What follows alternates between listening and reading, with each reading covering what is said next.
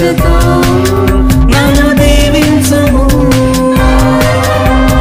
దేవాని స్పర్శతో నన్ను తాకుము.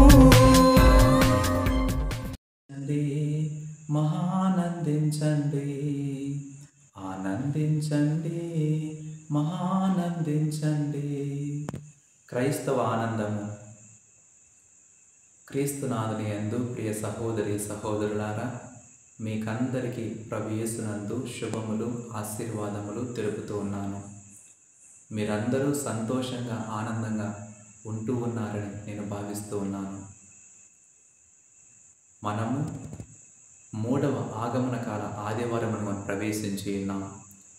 ఈ 3వ ఆగమన కాల ఆదివారమును గౌదాతే సండే, ఆనందకర ఆదివారమని, ఆనందమయ ఆదివారమని పిలుస్తూ ఉన్నాం.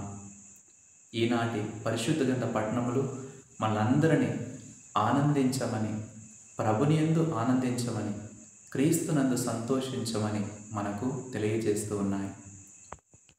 ఎందుకు మనం ఆనందించాలి? ఎందుకు మనం ప్రభుని యందు సంతోషించాలి? అనేక కారణాలు ఉంటూ ఉండగా కొన్ని కారణాలు మాత్రం మనం ధ్యానం చేద్దాం. ఈనాటి మొదటి పట్టణంలో జెఫన్యా ప్రవక్త నీకు నాకు చెబుతూ ఉన్నారు.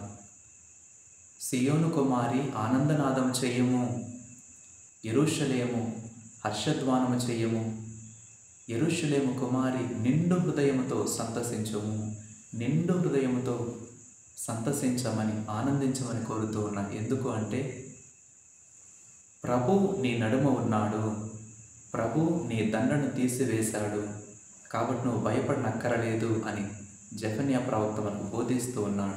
ప్రభువు మన నడుమ ఉన్నాడు కాబట్టి మనం ఆనందించాలి.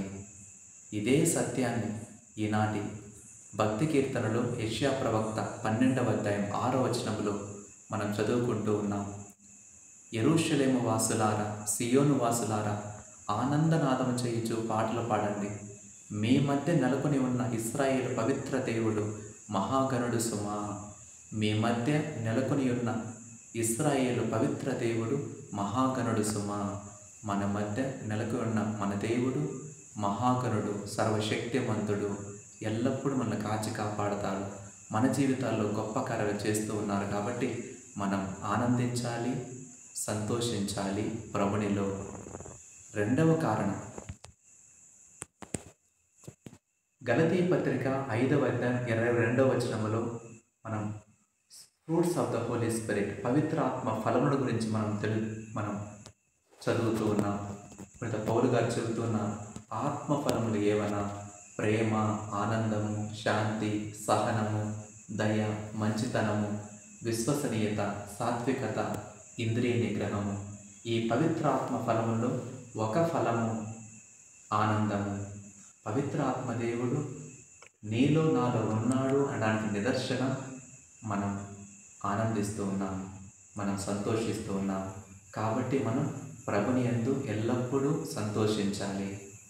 3వ కారణం, పరిస్థితులు మనకు అనుకూలంగా లేనప్పుడు మనం సనుగుకుంటాం, సందేహిస్తాం, సంశయిస్తాం.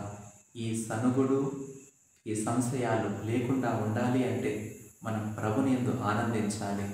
ప్రభుని యందు ఆనందిస్తూ ఉన్నప్పుడు మన విశ్వాసం గట్టిపడుతుంది, మన విశ్వాసం అభివృద్ధి చెందుతుంది. కాబట్టి మనం ప్రభుని యందు ఆనందించాలి. 4వ కారణం, ప్రభువు మనలో ఉన్నాడు కాబట్టి మనం ఆనందించాలి, సంతోషించాలి. మనం క్రైస్తవులం కాబట్టి మనం ఒంటరి వారం కాము.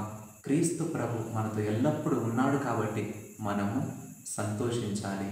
5వ కారణం, నీవు నేను క్రైస్తవుడు కాబట్టి మనం ఆనందిస్తూ ఉన్నాం. ఈ ఆనందాన్ని ఇతరులు చూచి నేను